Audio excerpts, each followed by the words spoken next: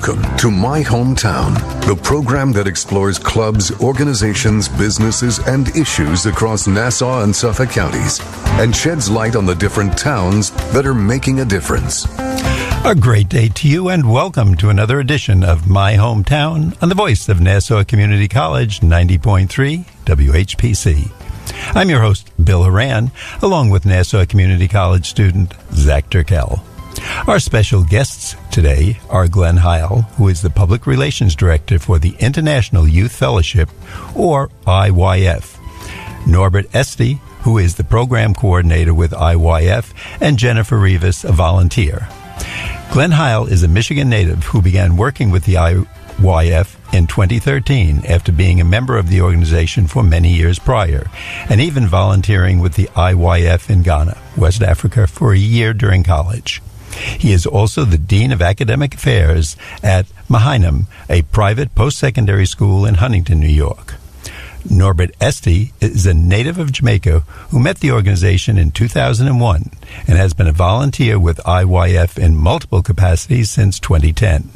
He is currently working with the IYF Manhattan branch, where he serves as program coordinator. Jennifer Rivas is a volunteer with the Manhattan branch. Today, they're here to discuss the upcoming program, the 2018 IYF World Camp, happening here in New York from August 19th to the 23rd at LIU Post Tilles Center. Welcome to the show. Hi. Thank you for having us. Now, what is the International Youth Fellowship, or what we've been saying, IYF? Yeah, and I think we can just keep saying IYF. Okay, that's easier. Sure. Much easier, yeah. We just want our audience to know what that means. Right. What is that? So, it's in the name. You know, we're an international youth organization. We have branches in around 80 countries around the world. We work with the youth, high school and college students primarily, but also we do a lot of programs for the younger kids as well in elementary school, middle school, pretty much all age ranges. And we're really devoted to the spiritual, intellectual, and emotional development of the youth in all of these countries. Because, you know, when it comes to youth development, the different problems and the different obstacles that we meet as young people, you know, these things, you know, go across borders, they go across language, they go across, you know, background. It's something that we all share in common. So that's why our programs are something that we want to do all over the world, and we have been doing all over the world since around, I want to say, 2001. So we're a pretty young organization, relatively speaking. Zach? Well, can you tell us about the history of the organization, how it came to be, and where you operate? I know it's been in full operation since around 2001, but could you give us some more information about that? Yeah, sure, Zach. So like I said, in 2001, we got started as the IYF, but actually even before that, we were already doing a lot of activities for the youth. Our organization started in South Korea, a place where, you know, a lot of young kids were moving to the States with their parents. And a lot of these kids, as they immigrated to a new country, and I'm sure many of the listeners, you know, you could relate to this, growing up in a new environment, learning a new language, new culture, you know, they faced a lot of difficulties. And many times, because their parents are working all day and they're going to school, they're not really seeing their parents a lot. A big wall kind of started to separate, you know, and divide families. And then a lot of these kids started getting involved with gangs, with drugs, with a lot of bad things. And our organization kind of started to take these kind of youths who are dealing with a lot of problems, being in the wrong type of environment with the wrong type of people, to show them something better. To really give them something more fulfilling in their life, to give them mentors, to give them joy, happiness, to give them hope for their futures, and to replace a lot of the things that were already taking up a lot of space in their hearts before, which was drugs, which was alcohol, which was violence, or, you know, any of the other pitfalls that all of us, I think, meet in our lives. So starting out with a few of these youths who, or, you know, originally may have been, you know, Korean American youths, we started branches in countries all over the world. In Europe, in Africa, Central and South America, of course in North America, in the Caribbean. I mean, you name it. We, like I said, 80 different branches, you know, thousands and thousands of youth, you know, all coming together to really, you know, deal with these different problems that we face, but then to develop ourselves to be, and I know it's something that, you know, people say all the time, but to really be the leaders of the next generation, the leaders of tomorrow. So that's how we got started. And since then, it's just really exploded into something really big, really special. Now, Glenn, you've been talking, so we'll start with you, but then we want to hear from Norbert and Jennifer. How did you each get associated with the organization? Okay, so while Norbert and Jennifer are thinking about, way back when, but for me, I'm an only child. And for any only, children who are listening, we grow up as like, the kings of our households. Our parents give us, all the attention. And, the only child's first defense is, no, I wasn't spoiled. But then if you compare yourself to, your friends who grew up with 5 or 6 siblings or even 2 or 3 siblings, that, they had a completely different upbringing. They learned the meaning of sacrifice. They learned what it meant to have to deal with other people, to have to sometimes have conflict, to resolve those conflicts, and, what it meant to share. These simple, very simple concepts that we take for granted every day. But as an only child, I didn't want to challenge myself. I was used to getting what I wanted when I wanted it. I was used to being in my comfort zone. And, I talk about it now like, it's no big deal. But back then I caused a lot of trouble for my parents. I gave them a lot of, headaches. And the biggest thing was during my summer vacations, I wasn't doing anything productive. So then when I was still in middle school, I think like 7th or 8th grade, my mom was like, no, this isn't going to work. So she sent me to this program, and it was an IYF World Camp, which is what we're talking about today. And then it was, it was something so different from what I've been to before, what I've been doing before. Here I was with, other youths I've never met from other countries around the world. We're doing all these challenging activities. We're following a tight schedule. So much different things that were so new to me, but it started to really teach me a new mindset, and a new way of living.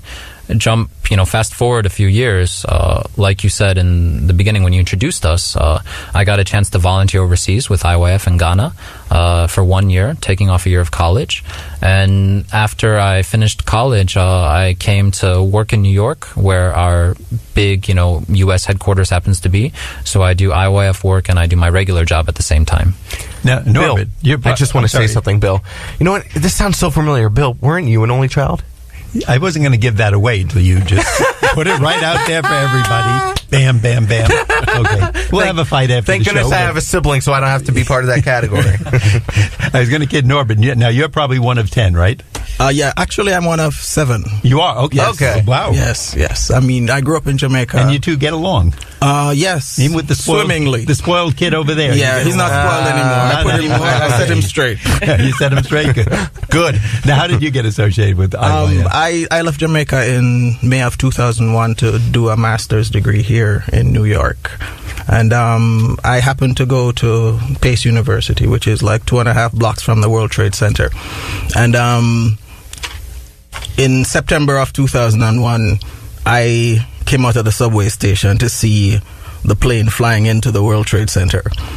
And for the next maybe 2 or 3 hours, I watched everything unfold. I went home covered in the dust of the World Trade Center. And wow. I was so torn up. I didn't know which way was up. I didn't know what was going to happen to my life. I came to get a taste of the American dream, and instead I found this nightmare. And as I was suffering through, the next couple of weeks, my brother, who happened to be, he had found the organization in Jamaica.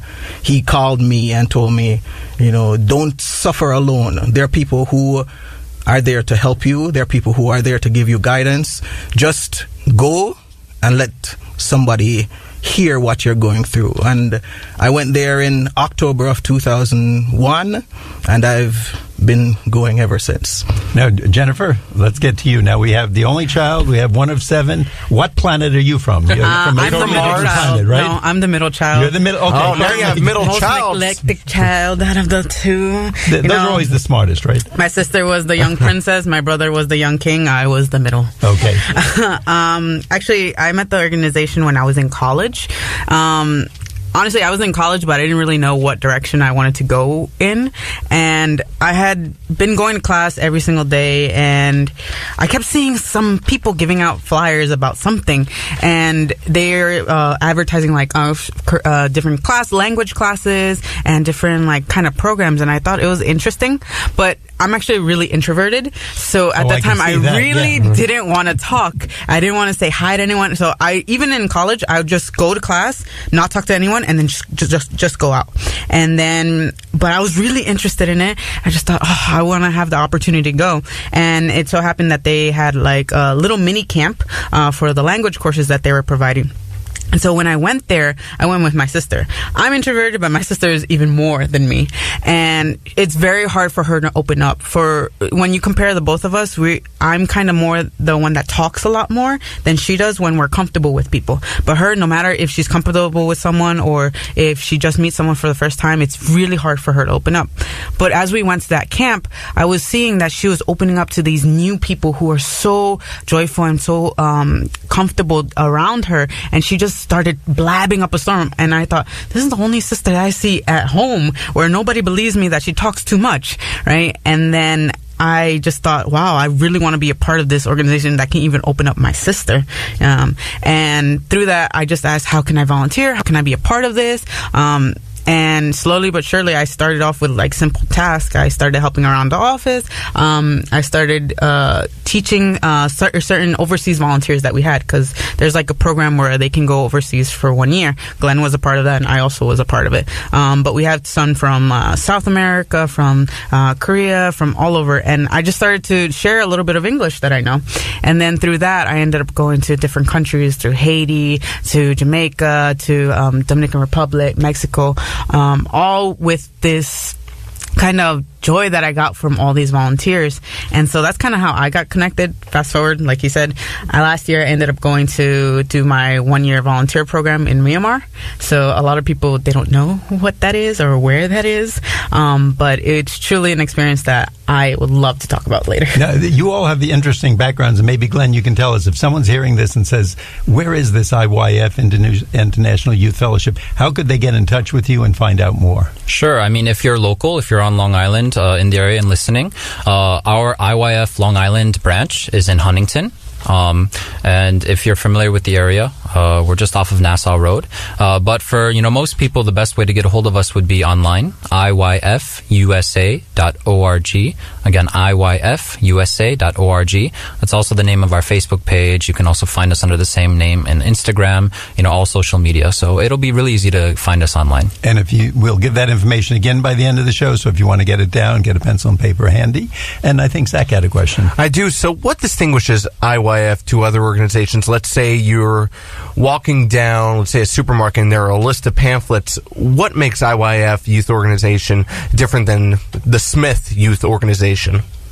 I think typically most youth organizations are providing an outlet for young people, something to keep them out of trouble. You're on your summer vacation and you tend to get absorbed in something, so let's give you something to do outside of your house.